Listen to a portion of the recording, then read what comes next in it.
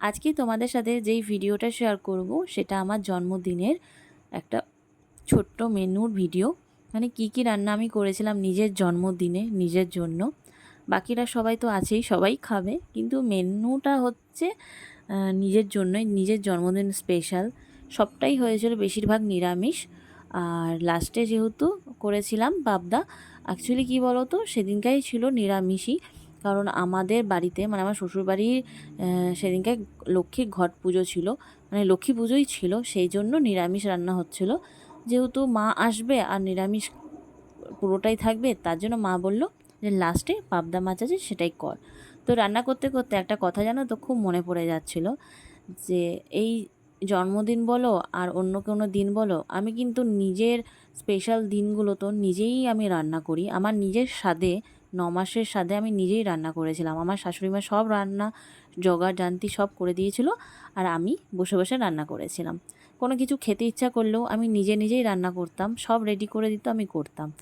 তো তখন আমার মা হসপিটালে ভর্তি ছিল, সেই কারণে আমার 9 মাসের স্বাদটা দেওয়া হয়নি, ওই নিয়ম রক্ষার জন্য। আর এখানে মা দেখো আমার জন্য কেক নিয়ে এসছে, তো সেটাই মা এখন খুলে দেখাচ্ছে।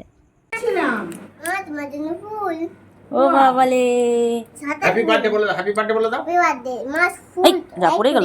নাও তুলে নাও। আর পুটুন পাখি দেখো স্কুল থেকে চলে এসছে, আর আসার পথে একটা ফুল নিয়ে এসেছে। ওর এই স্বভাবটা না আমার খুব ভালো লাগে। কোথা থেকে শিখেছে? আপনা আপনিই শিখেছে। তো যাই হোক, আপনা আপনি তো শেখে না, কোথাও না কোথাও দেখেছে। আর এদিকে দেখো আমার শাশুড়ি মা সব রান্নাবান্না সাজিয়ে গুছিয়ে দিয়ে রেখেছে। আমি আসতেই স্নান করে চলে এসেছি। আমাকে মা এখন একটু মিষ্টি আর পায়েস খাইয়ে দিচ্ছে। মা নিজের হাতে বানিয়ে নিয়ে এসেছিলো।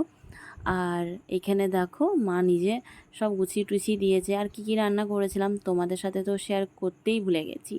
শাক ভাজা করেছিলাম, বেগুন ভাজা করেছিলাম, তারপরে হচ্ছে ভেন্ডি ঝালদা, পাবদা বেগুন দিয়ে, আর পটল আলু দিয়ে পনির দিয়ে একটা তরকারি। তো তোমাদের সাথে এইটুকুনি শেয়ার করার ছিল। আর শেষ ছিল এই যে আমার মায়ের হাতে বানানো শ্রেষ্ঠ পায়েস, মানে যেটা অমৃতর সমান। তো ভিডিওটা এত অবধি।